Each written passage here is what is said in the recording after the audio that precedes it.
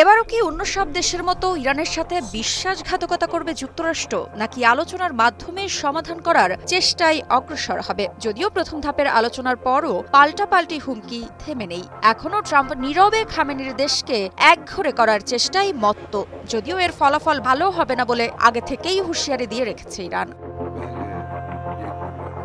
সম্প্রতি ওমানের রাজধানী মাস্কাটে যুক্তরাষ্ট্র ও ইরানের মধ্যকার গোপন বৈঠক নিয়ে যখন আলোচনার ঝড় বইছে, ঠিক তখনই আন্তর্জাতিক কূটনৈতিক অঙ্গনে একটি পুরনো প্রশ্ন আবারও মাথাচাড়া দিয়ে উঠেছে। ডোনাল্ড ট্রাম্প আসলেই কি শান্তি চান, নাকি কৌশলগতভাবে ইরানকে নতুন করে কোনো প্রলোভনের ফাঁদে ফেলেছেন?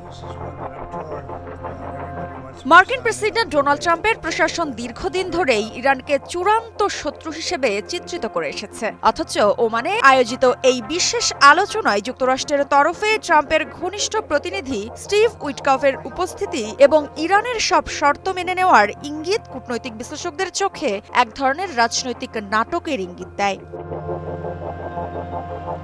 বিশেষজ্ঞদের মতে ট্রাম্প প্রশাসনের এই আচরণ এক ধরনের পুরনো কৌশল। প্রথমে শান্তির বার্তা ছড়িয়ে ইরানকে আলোচনার টেবিলে নিয়ে আসা, এরপর কঠোর শর্ত আরোপ করে চাপে ফেলা, ঠিক যেমনটা অতীতে উত্তর কোরিয়া, ইউক্রেন বা মধ্যপ্রাচ্যের বিভিন্ন রাষ্ট্রের ক্ষেত্রে দেখা গেছে।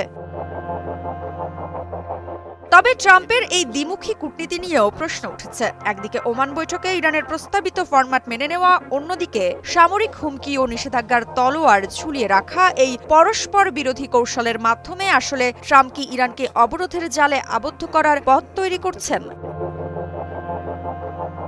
ইরানের কট্টরপন্থীরা এরই মধ্যে বিষয়টিকে যুক্তরাষ্ট্রের নতুন ধোঁকাবাজির চিত্রনাট্য বলেই উল্লেখ করেছেন। কাইহান সম্পাদক হোসেইন শরীয়ত মাদারি এই প্রসঙ্গে বলেন, ট্রাম্পের প্রশাসন সামরিক হামলার ভয় দেখিয়ে আলোচনার নাটক সাজিয়ে আমাদের পরমাণু কর্মসূচি থেকে পিছু হটানোর চেষ্টা করছে। এটি নিছক ধোঁকা, যার উদ্দেশ্য শুধুই ইরানকে দুর্বল করা।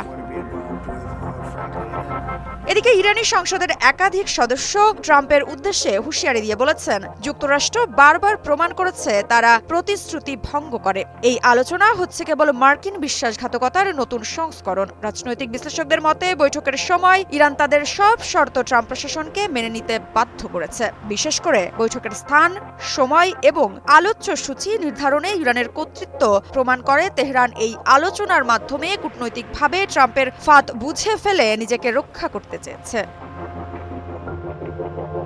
সঠিক প্যাড আর সঠিক তথ্য দিয়ে কেশু সামলে নিব এক হয়ে।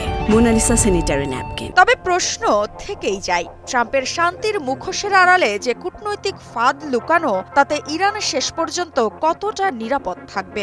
আর এই আলোচনা কি শেষ পর্যন্ত শান্তির পথে যাবে, নাকি মধ্যপ্রাচ্যে নতুন সংকটের আগাম সংকেত?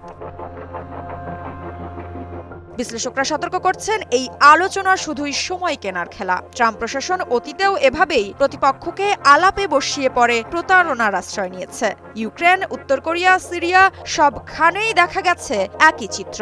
এবার সেই পুরনো স্ক্রিপ্টেই কি আবারও ইরানের পালা? মৃত্তিকা বিশ্বাস, নিউজ 24।